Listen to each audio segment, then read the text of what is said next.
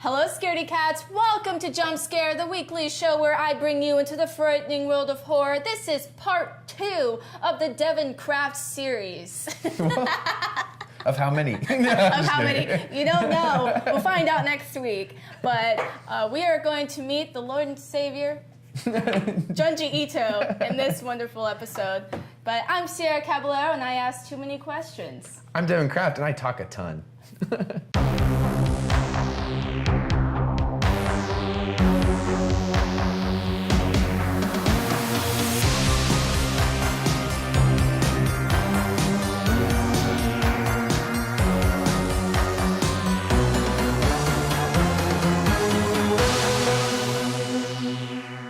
What is some of the rarest books that you own and like when you're really proud of, that you're like, if anyone comes into my apartment, if anyone touches it or tries to steal it, they're going down? Like, So a lot of the stuff that I love collecting, and this is what, every time I go back, so I'm super nerdy. Last time I went, for the last like 3 or 4 years since I was able to go, I started an Amazon.co JP list.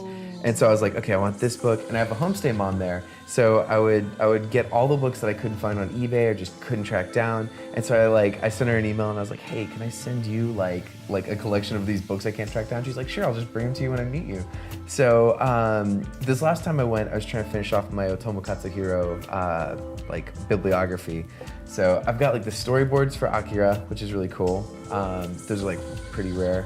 He had a book called Kaba that was really rare, but it just went into reprint, so. oh, it's so like, you're like, yeah. But maybe the fact that it's one of the earlier editions, Maybe it'll mean something. Fingers crossed. Okay, so what is one of the books you wish you could like own? Like, it's your dream Ooh. manga? You're like, if I could own this, my life would be complete. I did a really good job last time I went. Like, I'm trying to think of stuff that so I literally had like every book I was looking for. And the thing about manga is like, it starts off like its MSRP is $5. So like, and then it goes down to $1. And like since they don't have a lot of space, Japanese people just recycle stuff. So like, I got like Otomo Katsuhiro's first book that he ever published, was like, I think I paid like $60 or $70 for that. You can't find it on eBay, you just can't find it anywhere. And like, so even that was like, whatever, 7,000 or 70,000% markup. But like, I did a really good job of wiping out stuff. So there's a few new books that I'm kind of looking at, but in terms of like my holy grails, I feel like I just did a run in like March, so I'm like. You were like, I already have my holy grail. Yeah, I'm like rebuilding what I'm looking for. I'm starting to collect posters, so I just got like the original Akira theatrical poster. So I don't know. I always find something and then collect, and then there's something else. I let the other thing build up. Yeah, so. it's a lot of horror manga is not in America. So what advice do you have for fellow horror manga collectors, such as myself? So there's a lot, like, the good thing is a lot of stuff's getting translated and in the process of being translated, and a lot of stuff's getting more common. I was watching Junji Ito's books on Amazon, and like, Uzumaki volumes used to be very expensive, now they have that. No, you're good. He freaked out when he heard Uzumaki Uzumaki was a lot cheaper. He was like, "Oh man, I gotta get it now." Get right on Uzumaki. But like Uzumaki's now easy to find, Gyo's easy to find. I don't know, some of the Tomiya volumes are kind of more expensive. Yeah. But stuff's kind of coming over, and then there's always online. But like, I think they have a Tomiya that's coming out in this sort of style, which will be a lot nicer. I don't know if they're even gonna put the supposed volume 3 in there.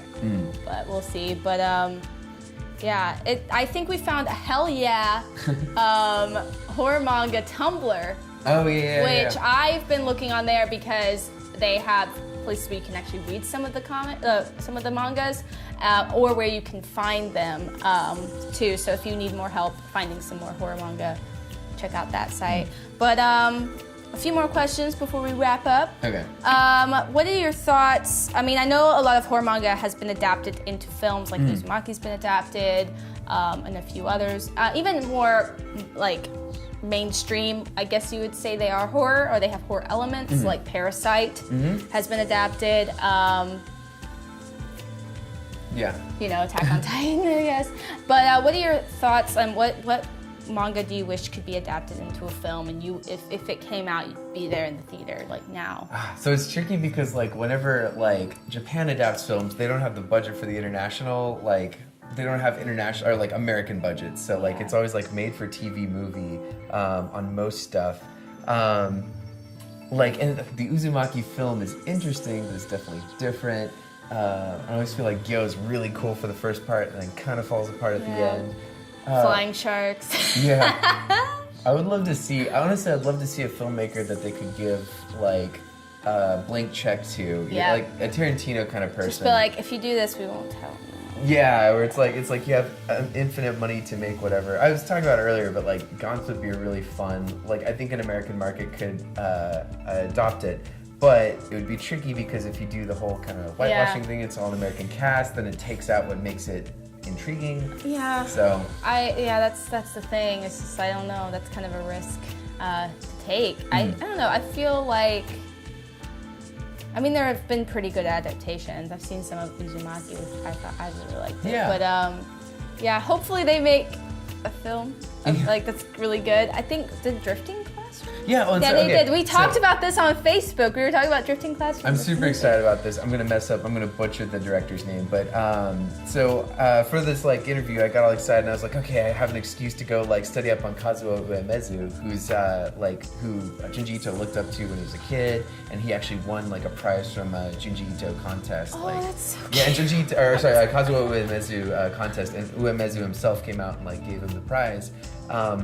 But yeah, like in Japan, Kazuo Uemezu is this like character. He's got like yeah, I saw pictures. He has amazing style. Yeah, he's got like a Where's Waldo style shirt. And he has like I can't do it correctly, but he has like a hand thing where he's like ooh, like somehow he's like branded himself. But I was all excited because I was like, okay, I've seen like I remember looking through Drifting Classroom in Japan and being like, this looks really gorgeous, but I don't know anything about it. Everything looks gorgeous. So I was like, what am I gonna buy? So so I sat down, started reading it, and then I was like, this would make an amazing film. And so this would have been the correct answer, right? Yeah. Like I would have loved to see a Drifting Classroom movie, and then I found out that the director who did House.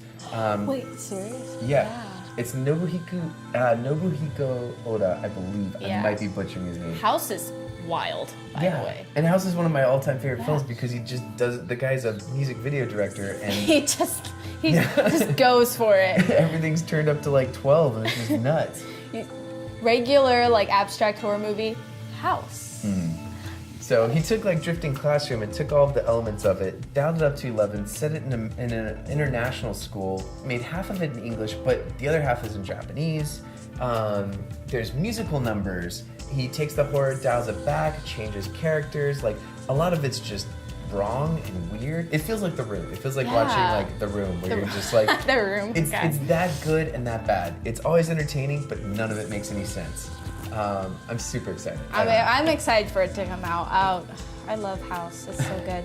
But before we go, for you viewers, Devin Kraft would like to give you some horror manga recommendations that are easy to find. Okay. Like, we don't want to give you ones that you have to like track down or anything like, original or like Tomy 3. But anyway, what are some horror manga recommendations that you have for these guys? So pretty much everything we talked about. For me, I absolutely love Uzumaki. Junji Ito is going to be like the first half of this, but Uzumaki is really good. If you like that, Gyo is very interesting. Tomy is about a girl who just keeps coming back to life and haunting people in different situations. Viz just recently released Drifting Classroom. Yonen Mu, he has a book about his cats that's a comedy horror, and he kind of makes his cats seem scary while making the situation ridiculously funny. I just was freaking out about Drifting Classroom. It's like 11 volumes. That's out through Viz, really easy to find. I really like Gantz. It's got a lot of action and it's pretty crazy, but there's a movie on Netflix, Gantz Zero, that's really interesting, CG film that I thought was good. So those are the ones I'm most passionate about off the top of my head. Yeah, they're pretty easy to find, so I would definitely recommend picking them up. And also don't forget to pick up Dragon Slayer in Silence by Devin Kraft. And check out all of his art and projects on Cheshire Cat Art, right? Mm-hmm, you got it. CheshireCatArt.com. It's a pretty cool site. I actually went on it a couple of times. It's pretty easy to navigate. And he does more than comics. Like, This guy's a renaissance man. I was very surprised to figure out what other things you do. Also, check him out on Twitter at Devin Kraft. He's pretty easy to find. You can check out his art there. He has a fun personality. He's fun to talk to. You can talk to him about manga.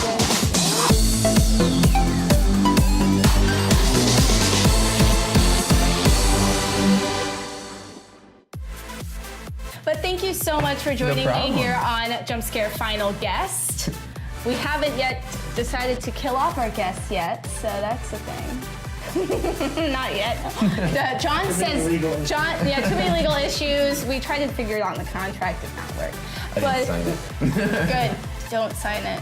But anyway, thank you so much for joining me, and don't forget to check out his work. And guess what, guys? Stay spooky. Woo!